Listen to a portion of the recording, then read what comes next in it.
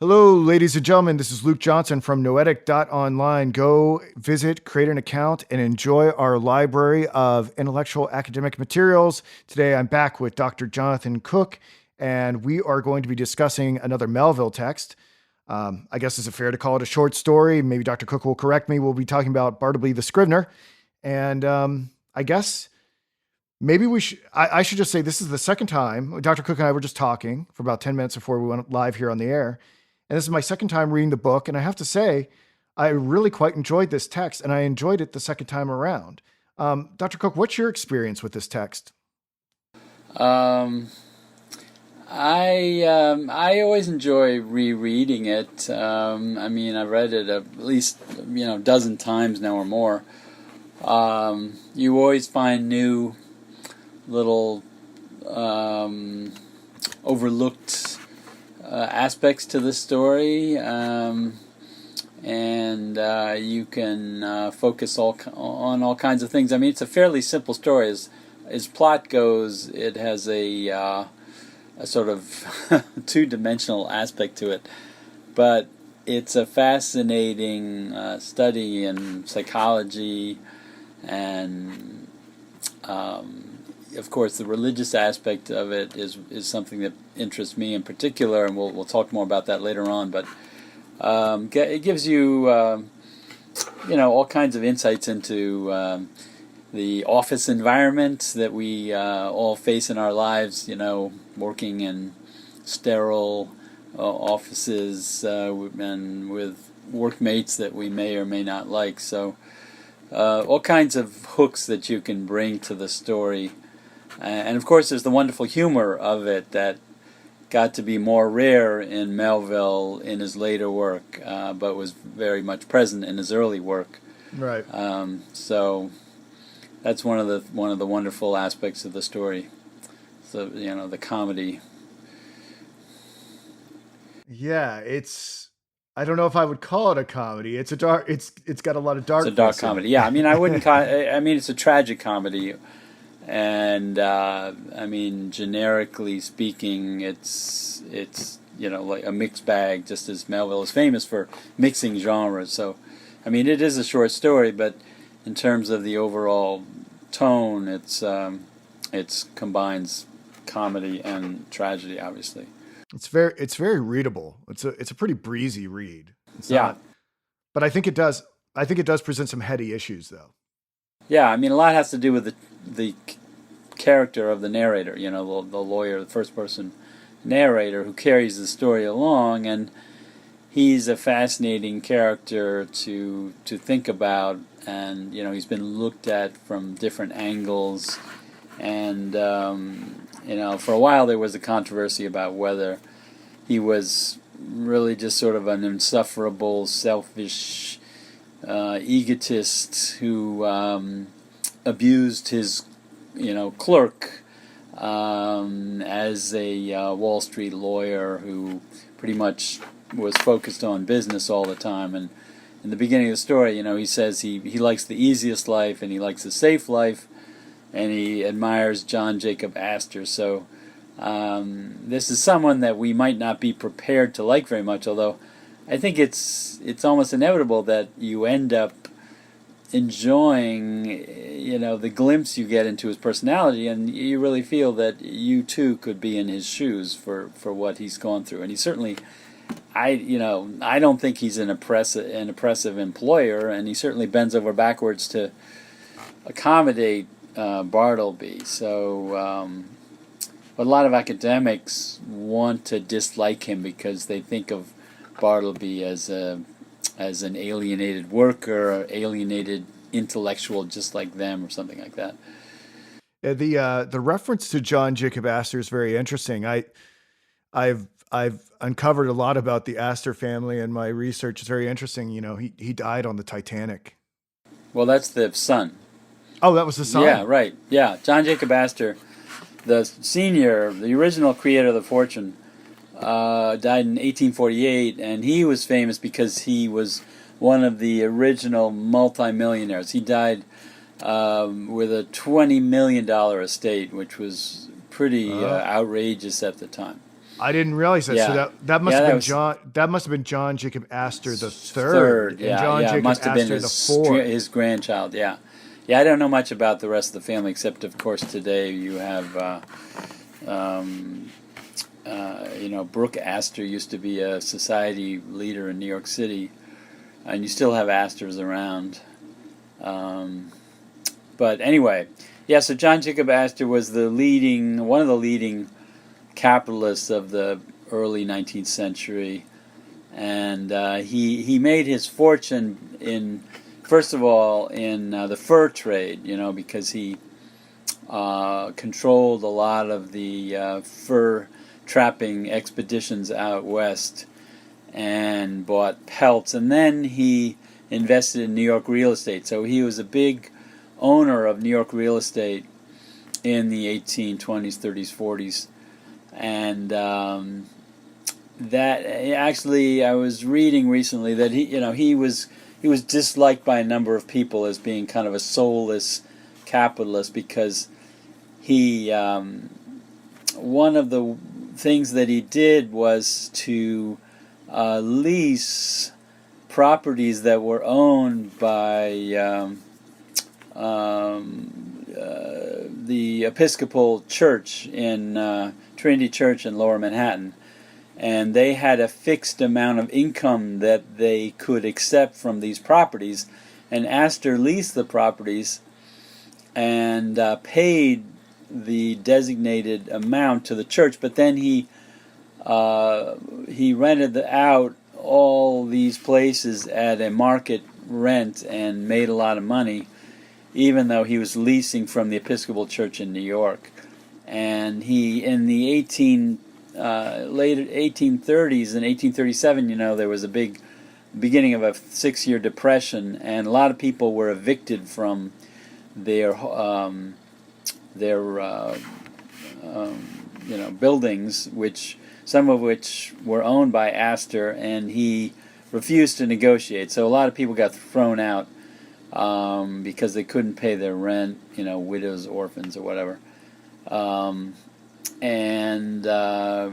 he was disliked for that reason. And the fact that the narrator says he admired Astor and he loves to pronounce his name, he likes to, he kind of dwells on the association he had with him, and says that he liked the fact that Astor considered him a good lawyer, that he was a very efficient, prudential lawyer. So that's one of the reasons that people dislike the narrator, is that he immediately identifies himself with capitalism and Wall Street and the values of business that sees people in a very limited, instrumental way, and they think of his treatment of Bartleby as reflecting that sort of attitude. Yeah, I think that without you clarifying that, I think that's something that would have been totally lost on me and many readers. Knowing, I know very obviously, I just demonstrated my lack of knowledge of the Astor family. I Well, mistook, I mistook John Jacob Astor the fourth for yeah, John right. Jacob Astor the second. But I think that does offer an insight into the narrator. Yeah, Could you well, speak? Could you speak a little bit more about you know the genesis of this story and what led to its publication? yeah. Well, the story was probably written in the summer of 1853 and published in Putnam's Monthly Magazine. It was a new magazine that fall, in November and December, in 2 installments, 1853. So this was a transitional time in Melville's life, because he'd published Pierre over the summer of 1852, and that was a total critical disaster and commercial disaster, because it's a very kind of outspoken attack on, let's say, the callousness of society, and Melville was very hurt by the battering he got from the critics and the fact that people thought he'd gone crazy by writing this book because it has a scene where it's implied that the main character commits incest with his half sister Isabel. But it's a brilliant book, and as we discussed in a previous conversation, it really illuminates Melville's attitude towards the it's Pierre is sort of a failed Christian redeemer of Isabel. He uses the ethics of the Sermon on the Mount in a way that he thinks is idealistic, but it's really a justification for his desire to be with this attractive woman that turns, he thinks is his half sister. Anyway, because of that, yeah. I was just going to say that anyone who's listening to us should go back into the Noetic archives and search that out. Pierre was a pleasant surprise. We've covered a lot of material from Hawthorne and Hardy and Conrad and Upton Sinclair and mostly Melville, but Pierre was Pierre's probably my second or third favorite thing that I've read of Melville's. It's I don't think it's a disaster. I think it's quite good. Yeah, I love Pierre. Anyway, so Melville didn't make any money on this. He almost ruined his career because when he tried to publish his next novel, which was called The Isle of the Cross, in the spring of 1853, Harper's wouldn't accept it. Probably because either because it contained some religiously controversial content, or because they thought that they wouldn't make any money on it because Pierre had done so badly. But so in the spring of 1853, Melville was in a real crisis mode. He was feeling sick. He had sciatica. He was, bedridden for a while. And then he got a letter saying that he was invited to contribute to this new publication, Putnam's, starting in the fall. And that really, helped him immensely because he quickly switched from being a novelist to a short story writer. And he made the transition painlessly, and he, wrote some brilliant short stories, 15 or 16 of them over the next 3 years. And some of them were published in Putnam's magazine, and some of them in Harper's monthly magazine, which had been started in 1850. So we don't know exactly when he wrote it, but all signs point to about the summer of 1853. And he started writing for Putnam's at that point. He had a few other stories in that volume, and then they were collected in what was called the Piazza Tales, which was published in 1856 with Bartleby. Is the first story after the sort of introductory sketch called the Piazza. So the story appeared first in Putnam's magazine in 2 installments, and then in the Piazza Tales in 1856. So, what about Melville himself is interwoven into this text? Yeah. What about this text reveals something about Melville that maybe we didn't know before? Yeah, well, Melville, much of his fiction has autobiographical elements. And this story, too, people have read biographically. There are many angles you could approach this by. I mean, in terms of his familiarity with the legal profession, his father-in-law was a lawyer, his uncle Peter was a lawyer, his brother Gansevoort was a lawyer, his brother Alan was a lawyer. He had spent time on Wall Street in the mid-1840s. When he came back from the South Seas, he was living part of the year, part of the time in the city, but also his family was living up in Lansingburg, New York, which is now Troy, New York. Actually, the lawyer in the story is called a master in chancery. So he was it's a special branch of the court where a judge oversees cases to make sure that there's equitable treatment of the issue. It's a branch apart from common law, and this in the story, the narrator, the lawyer, is a master of chancery, and that office was abolished in 1846 by a new state constitution. Right, so that it sort of gives you a benchmark for the time frame of the story, which was probably the mid 1840s, before the Office of Chancery was eliminated. But anyway, Melville's brothers, Gansevoort, Allen, and Thomas, had already worked in chancery courts or in chancery capacity. So he had heard a lot about it in his conversations with his brothers. Of course, his brother Gansevoort died in 1846, but his brother Allen was very much alive, and his brother Tom, both younger brothers. Also, so people, they also think of Bartleby as sort of a surrogate for Melville himself, who began as a copyist. In his early fiction, he was copying models like Washington Irving with Typee and Omu, and then later on he got more and more philosophical, metaphysical, and he stopped copying previous models of fiction, and that's what got him in trouble with the public. So Bartleby's evolution from being a copyist to giving up copying, but first of all, he refuses to check his copy, and then he doesn't want to copy, and then he's not going to write anymore. He's not going to do anything.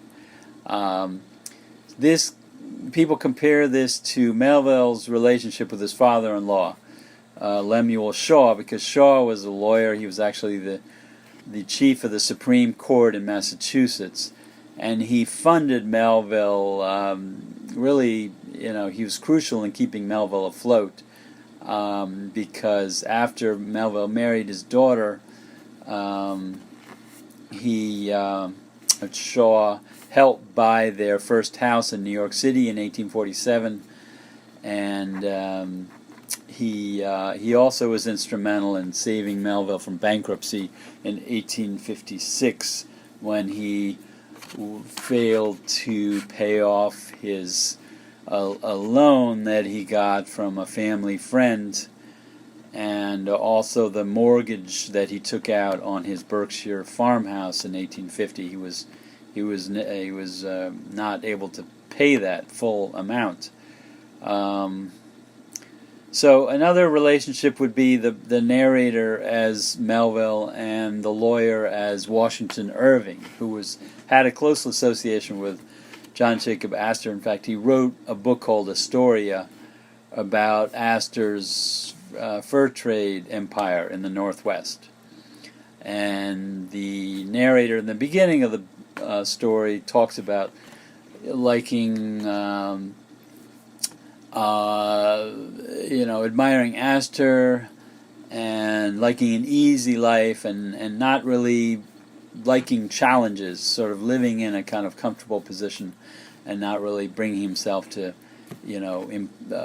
challenge himself as a writer, which is comparable to what Melville wrote about Washington Irving in his famous review essay on Hawthorne's Mosses from an Old Manse. Because in that essay, Melville said that, Hawthorne was this great new writer who challenged the boundaries of fiction at the time, right? Versus Washington Irving, who was a predictable and embraced, smooth, pleasing topics and shied away from anything really challenging. So that would ally the narrator with Irving and Bartleby with Melville himself. Another choice would be the lawyer as Melville's literary mentor, Everett Dykink, who was a New York editor who helped him get, who's actually the editor of the series of books where Typee appeared in 1846. So you have your choice of lots of possible models. Other influences on the story with possible biographical implications are, first of all, Hawthorne. Hawthorne was Melville's, friend,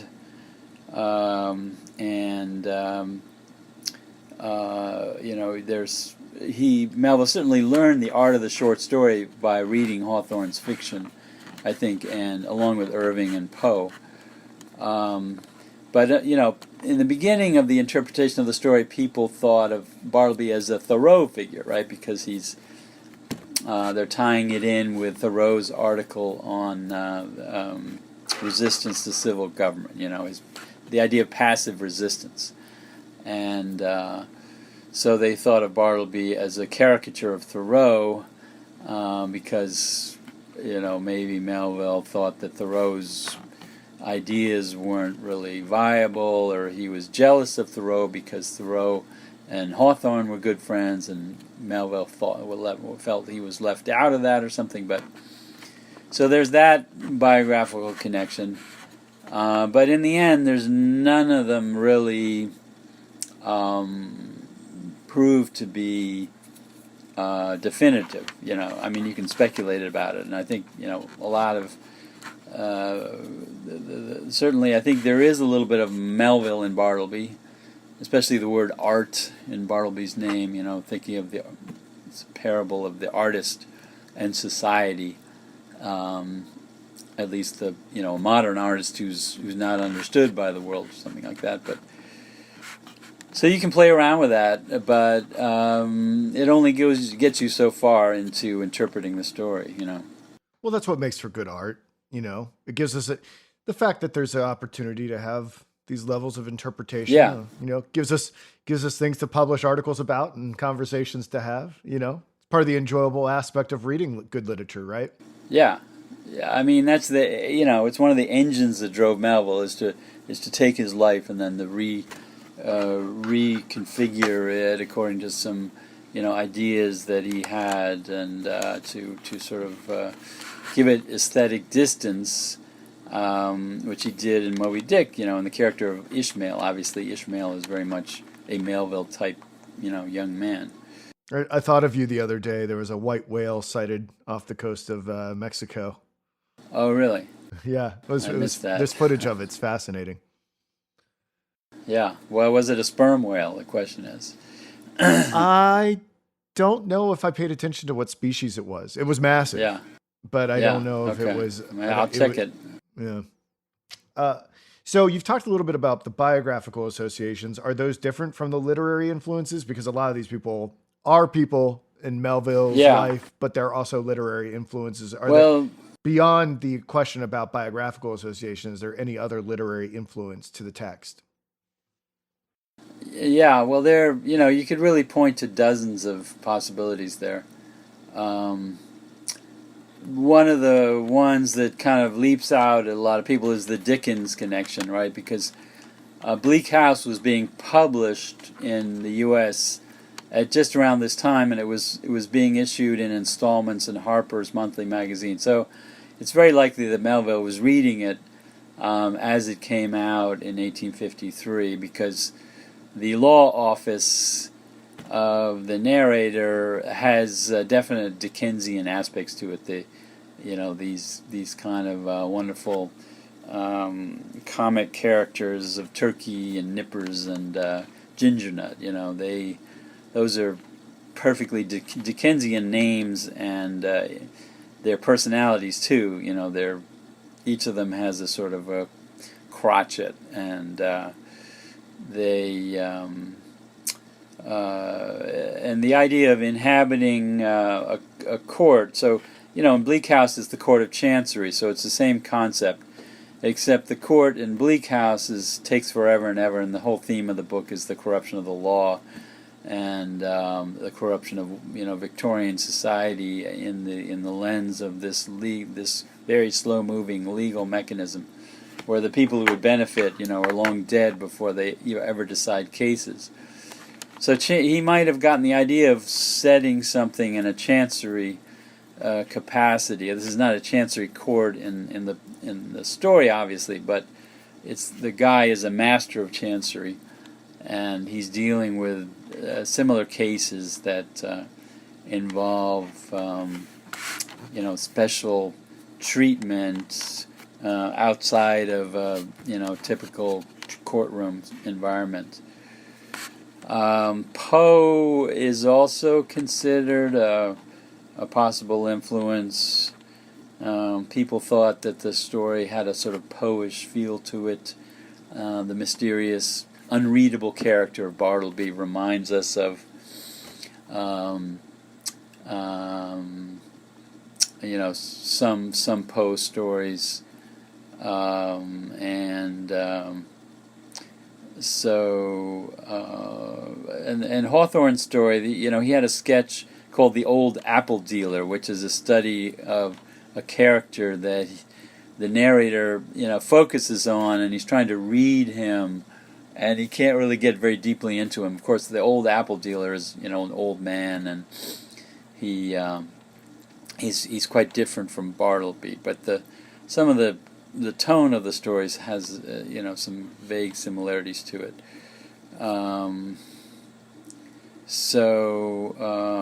Well, I think that, unless you want to continue with this particular topic, the thing that I'm really curious about is, what your estimation of the narrator is in light of his treatment of Bartleby and the other employees. I'm curious because, I didn't catch the association with, because I didn't understand the Astor lineage. I didn't have that lens that I was viewing this through. Yeah. And if this question was asked of me prior to that information that you shared at the beginning of this conversation, my instinct was to say that he handled the situation pretty well, considering what happened, but that he's a little bit infatuated with his ethical righteousness, but not any more so than I think any average human being would be, who esteems themselves to be like a good and noble and just person. But the fact that I have a feeling that you might have a different take on our narrator as a result of deeper information. What do you think of him? Well, the central problem with the story is that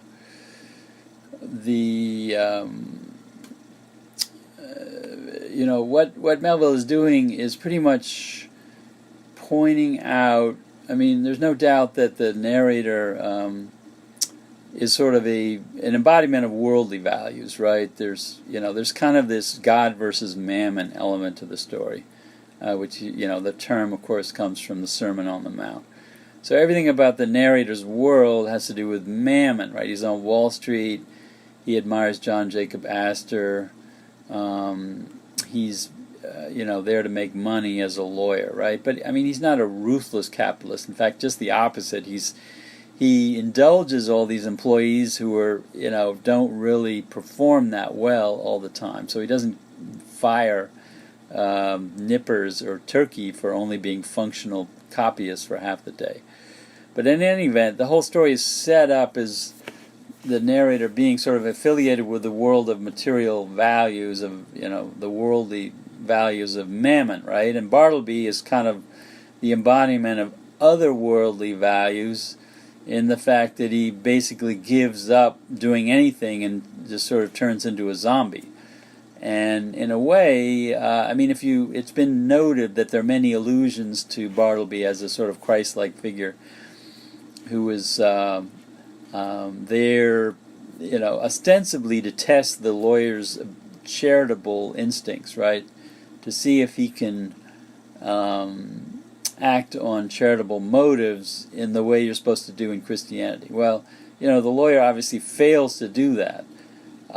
He is not able to help Bartleby, and he feels bad about it, right? So the story sort of points out the lawyer's failure to help Bartleby, but on the other hand, the question is, can anyone help Bartleby? So the story both points to his failure to act on Christian charitable principles, but also the impossibility of anyone fulfilling Christian values. So Bartleby doesn't come off as a character who embodies sort of a virtuous, ideal subject of charity, right? He's really kind of a sort of a slippery character who has, who inspires fear and anxiety in the narrator as much as pity, because he has no real, he retreats from the world in a way that you find Christ doing in the New Testament, right? He embodies otherworldly values, but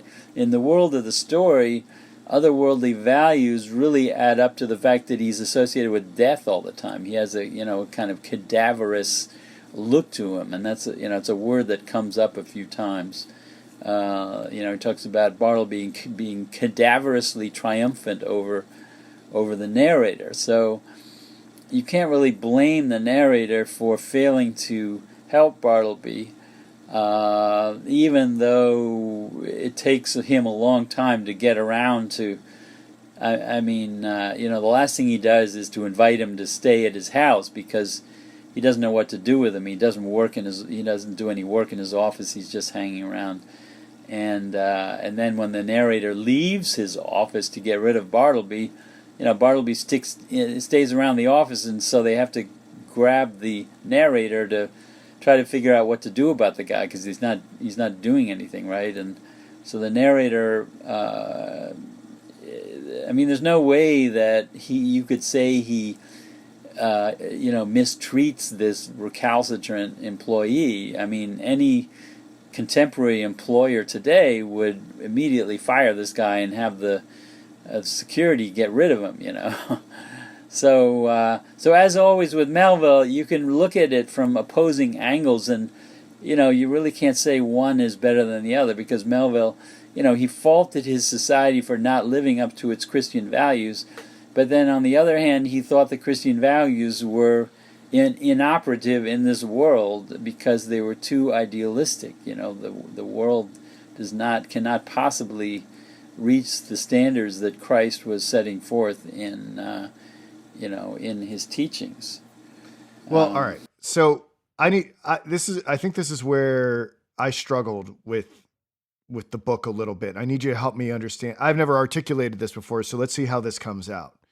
So it didn't occur to me that Bartleby was a Christ figure, because I don't really see Christ himself being subject to lots of charity, right?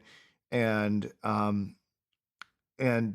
also, like you said earlier, Bartleby is zombie-like. He's like a drone. All he can say is, "I'd prefer not to." And there are some times where Jesus is cryptic about the things that he says. When the charges about him being the Messiah, and he says, he answers it in sort of a cryptic way.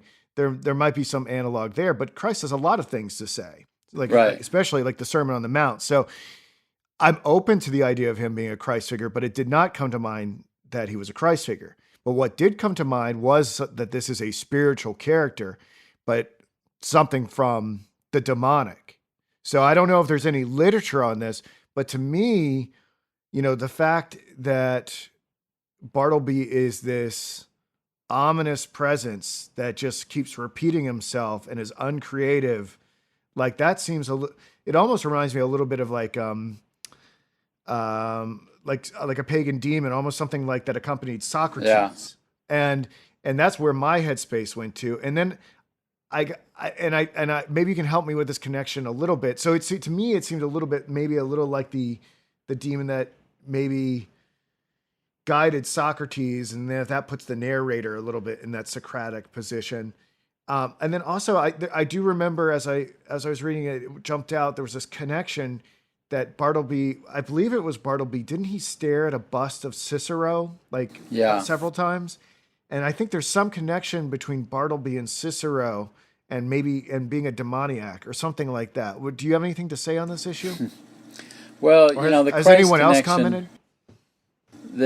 The association of Bartleby with Christ comes from some key allusions, and the fact that he represents a Christ at the second coming who comes as a kind of mysterious stranger to test our moral adherence to Christian values, right? So he's not an embodiment of the original Christ, except I'll point out some parallels.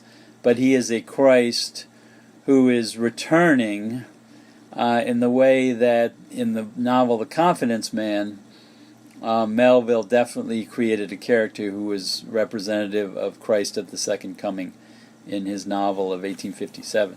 But anyway, some of the things that you can point out are the fact that when the narrator is trying to deny his association with Bartleby, when they come to him from the building that he has formerly occupied and say, what should we do about this guy? He, 3 times he says, this man is nothing to me, in the same way that Peter denied Christ 3 times.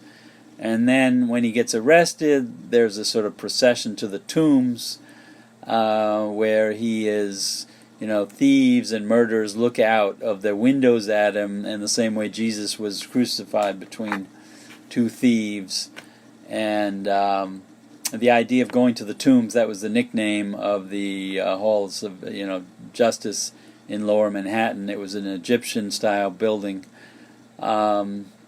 So his passion, Christ's passion, is evident if you look at some of the language when Bartleby is finally arrested and taken to prison, and then dies what appears to be of starvation. And before, when he shows up at the door of the lawyer's office, he has this forlorn look. And there's no exact correspondence between New Testament language and the initial description of Bartleby, except that he is, the most forlorn of mankind, in the same way that Christ is sort of depicted as a pitiable figure in the New Testament. And Bartleby doesn't have a home. He's kind of a homeless wanderer, just like Christ says that foxes have their holes. And but the Son of God, doesn't have any home anywhere. So if you scan the New Testament, you can find some significant parallels. Of course, Bartleby, he has, I think, 37 lines of, dialogue, and so he's a very,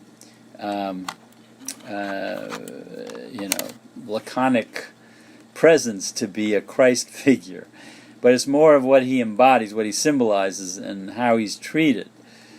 If I was going to make the case that he paralleled any aspect of Christ's life, it's maybe in the submission to torture or something like that. Christ bears that cross very, very nobly. He doesn't, as they're whipping him and mocking him, he absorbs it very stoically, but I mean, well, he's convinced that he's representative of spiritual values, and his real existence is one in the supernatural realm, right? That's his true home. But in Bartleby's case, we can't say that we have any hint of, a supernatural realm. I mean, and the narrator at the end of the story, his famous last line, "Ah, Bartleby, ah, humanity," that comes after when he sees Bartleby's dead body. The grub man says he's asleep, ain't he? And the narrator says, with kings and counselors, of course, and that's a quote from the book of Job. Early in Job, when Job is lamenting the fact that he wishes he was dead, with kings and counselors, or with prematurely born children who were born dead. And of course, Job exists in a world of there's no spiritual immortality. This is the Hebrew Bible, which saw the afterlife as a sort of hazy subterranean realm with nothing really to it. It was just sort of a realm of shades. So there's no hint of a kind of redemptive value to Bartleby's death, except as to the lesson that it teaches the narrator in, the pathos of human existence, how we're all kind of, just sort of isolated wrecks of humanity traveling around the world. If Bartleby is a type of Christ figure, Yeah. I would say it would parallel the moments leading up to the execution. So if that would be the case, I could see the narrator maybe possibly being in a position similar to Pilate. Yeah, people have made that connection. Yes, When he washes his hands, he basically he moves out of his office, right, and then they come to get him, saying, "Who is this guy who's haunting the lobby of this building? He used to work for you. What is he doing there? And he won't leave." And the narrator denies knowledge of him, and then he spends a couple of days traveling around in his carriage to get away. He kind of washes his hands of Bartleby, so he doesn't have to face any further troubles from people, coming to him saying, "What should we do with this guy?" So he, he's in that position of refusing to make a judgment on Bartleby, sort of, not taking responsibility ultimately for him, the way Pilate did when he, told the Jews that, they're responsible for his death. He washes his hands of this guy, this troublemaker. Well, and Pilate's an interesting figure.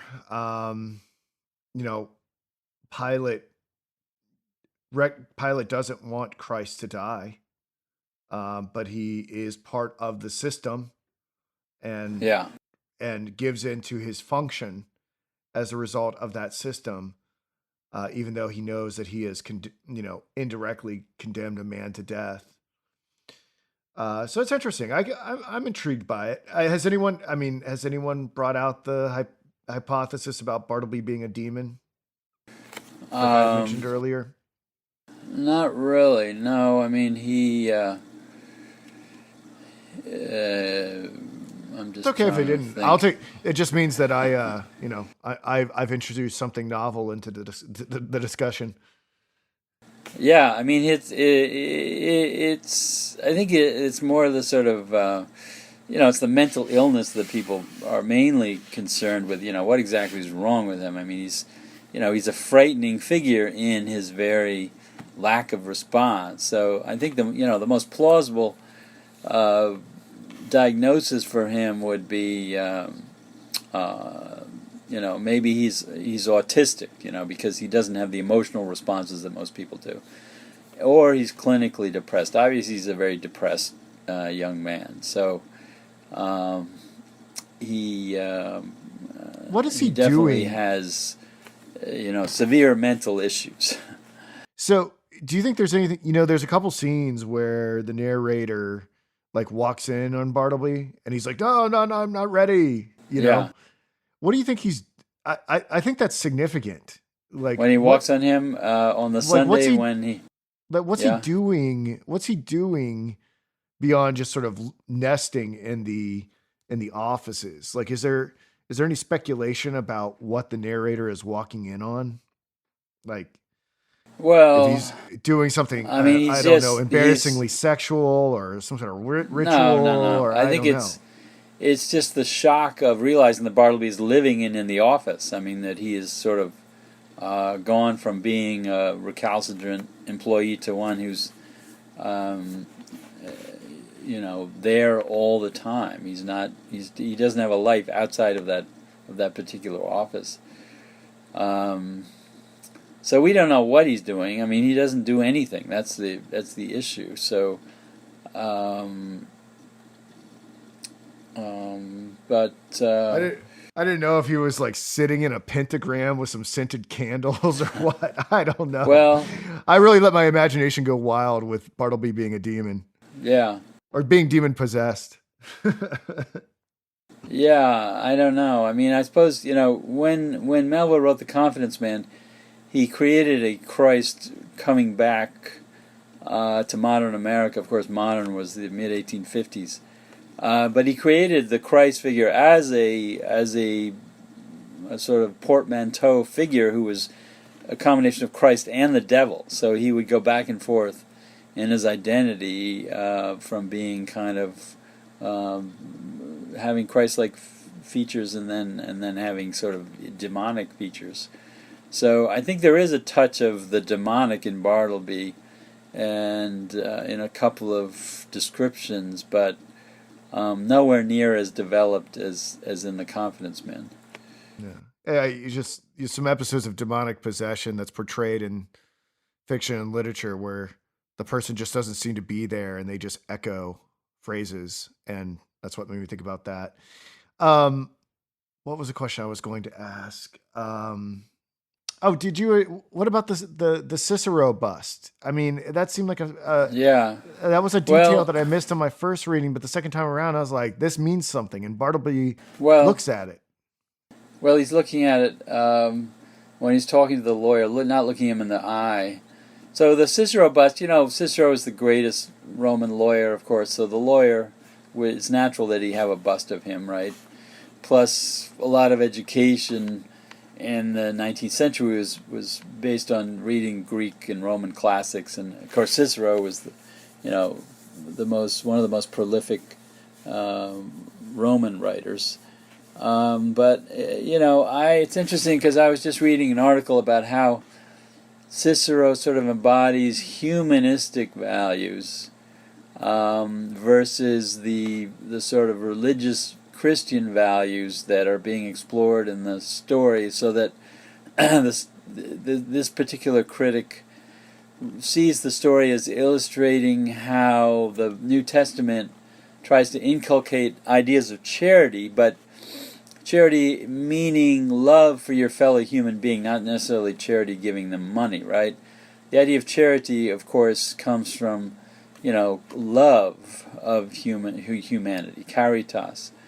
So the question is, why can't, if the narrator fails to feel love for Bartleby, then he just doesn't know how to feel that way about his employee. That he embraces a sort of humanist, rationalist view of the world versus the Christian ideal, which is that you have to be empathetic and sympathetic and loving towards your fellow humanity. But how do you attain that state? If you don't feel it, then it's not right. It doesn't mean anything. That's what St. Paul says.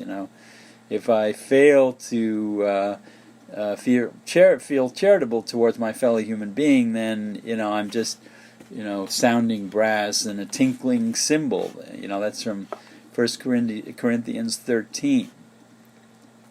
So the question is, there's something wrong with Christian charitable ideas, because not everyone has the gift of feeling empathetic towards their fellow human beings. It takes work. You really have to be gifted at it.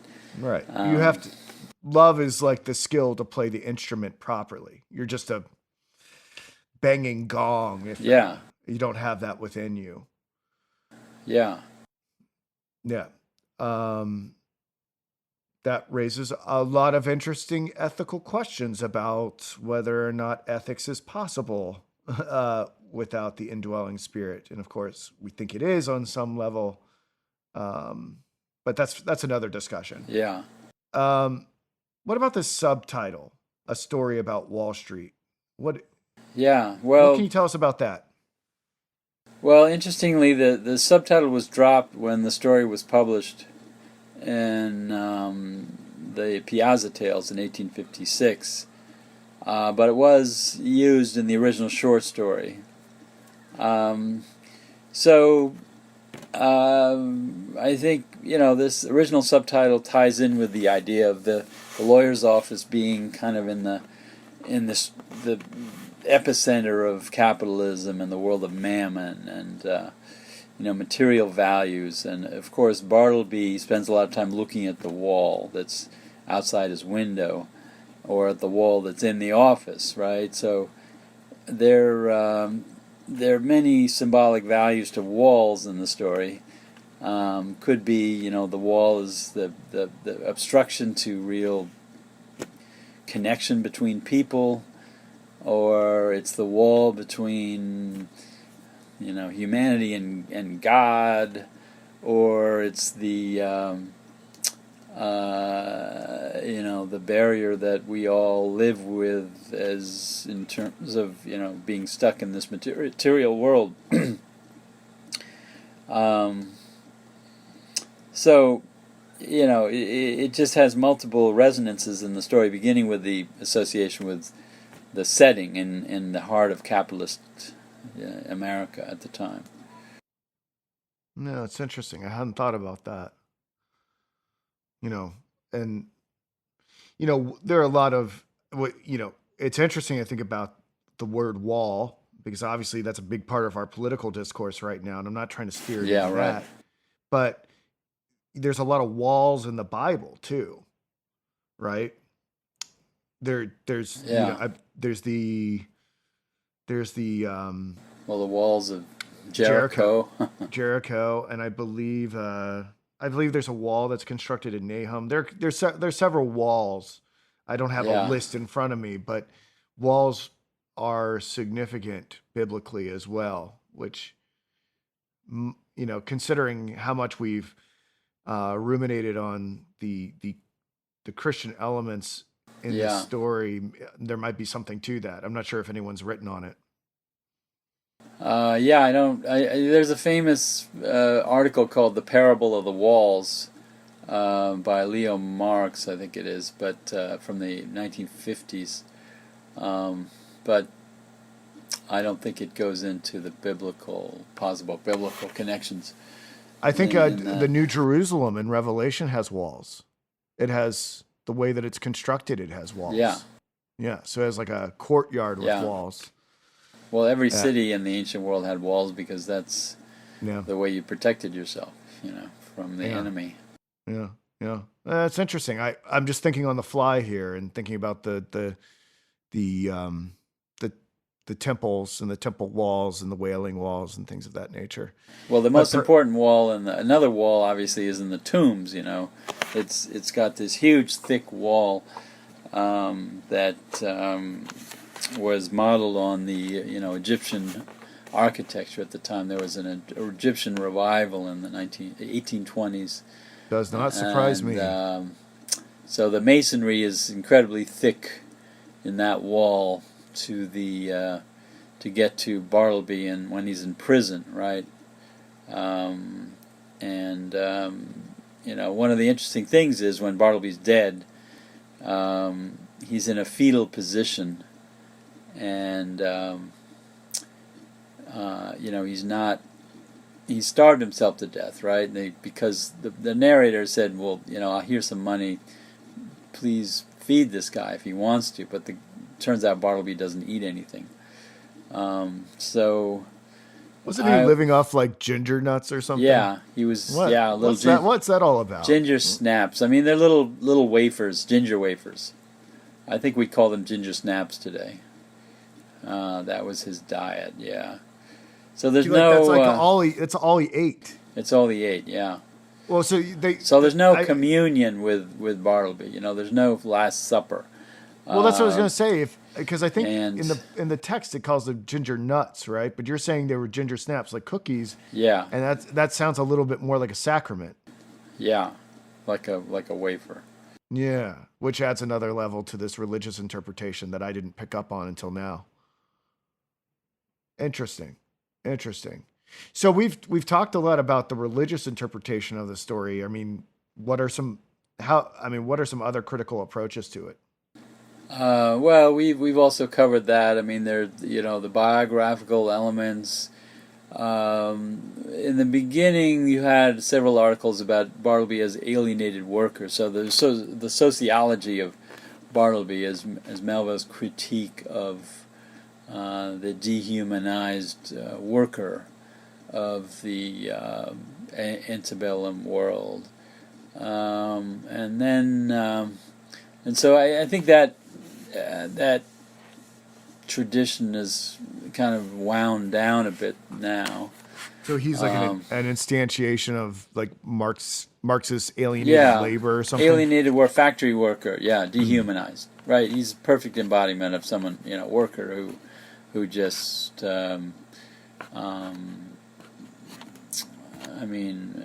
He just eventually refuses to do any work. But in the beginning, he's working really hard, and then he stops. Just in the same way that somebody who was being exploited would sort of stop working because they didn't like being exploited or something like that. Did he have some problems with his eyes? Is that one of the reasons? Well, the narrator thinks that he's stopped copying because of his eyesight, but Bartleby never confirms that. There's no confirmation about why he stops copying. And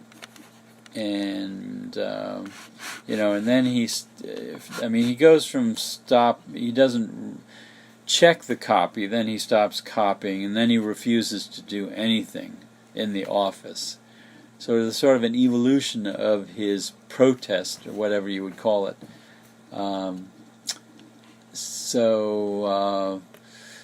That's why you can't really tie it in with this sort of worker motif, because if he gives up working and doesn't do anything, and the employer refuses to throw him out the door, then you can't really accuse the narrator of being an exploitative employer and Bartleby of being an abused worker, because he is indulged much more than any worker has any expectation of being. So it's interesting. I'm sure someone has drawn the analogy of this story with the cult classic movie Office Space. Have you seen that movie? No, I have not seen that. Yeah. It's low IQ. I wouldn't expect that you have. Is it a comedy? It's a comedy. Yeah. It was popular amongst 15-year-olds in 1995. And as we've gotten older, I think we still talk about it. It was Mike Judge, the creator of King of the Hill and Beavis and Butthead. It was one of his first movies. Yeah. But essentially it's about it's just about a guy who stops working at the tech corporation that he's at, and he's actually rewarded for his withdrawal from the workflow. He's actually elevated. It's comical. Like the less he does, the more he's elevated. Yeah. And there are other elements. So it's a satire on modern corporate life. Oh yeah. It's totally a satire. It's pretty funny. It was funny to me at 15. I'm not sure. I'm not sure if I would still find it funny at 39. Yeah. But we'll see. Let's talk about the Dead Letter Office and how that colors some of the topics that we've discussed so far, right? Because the narrator finds out that that's where Bartleby was working before, and that's what led me to my demon theory, was that Bartleby was, when I found out that he had previously worked at the Dead Letter Office, it triggered in my mind that, well, Bartleby's not really alive. He's like undead. He's not really human. That's right. So that's why I went with my demon theory. Yeah. Well, it's interesting because this is a sort of postscript to the story, and it's the only the only real background information the lawyer is able to present about this guy, because Bartleby says nothing about where he's born or where his family is, where he comes from. He knows absolutely nothing about him, except for the fact that he seems to have worked at the Dead Letter Office in Washington, D.C., and lost his job at the change of administration. So that would be 1840 or 1844 when he lost his job, because at that point a lot of government jobs depended on your party affiliation. So he worked in the Dead Letter Office, meaning he disposed of letters that couldn't reach their appropriate addressee, and so he'd search through the letters trying to find information about where they could send it somewhere else, and he'd take out valuables from the letter, little gifts that would be in the envelope. And the whole thing, the narrator thinks that this was an incredibly depressing kind of job, because it meant looking at communications that were never delivered, sort of tying in with the idea that everyone is kind of like Bartleby, isolated from everyone else. We can't really understand each other. We're all isolados in the world.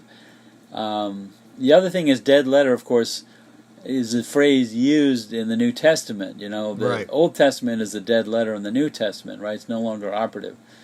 But what I think Melville is saying possibly is that the New Testament is now a dead letter because the charitable instructions we get from Christ and St. Paul can no longer be reasonably expected to work for anyone, right? If they don't work for the narrator, who's sort of an everyman figure. And the other thing is, when he talks about dead letters, he also could mean the letters of the New Testament, right? The letters of Paul and Peter, right? Mainly Paul. He wrote most of the New Testament letters, or most of the ones that have his name on them.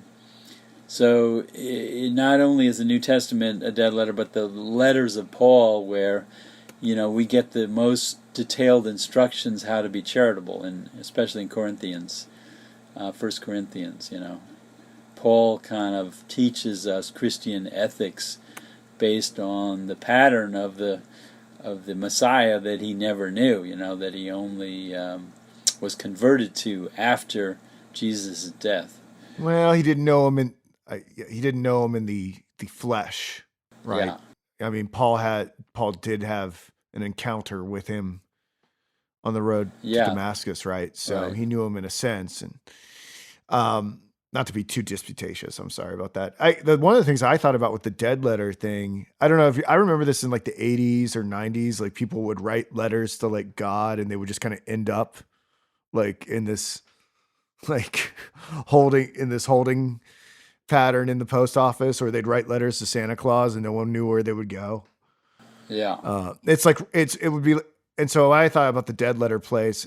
I also figured that might be to people that no longer existed, people that had died. Yeah, that's what it was. People, yeah. undeliverable mail, either because they moved or because they died.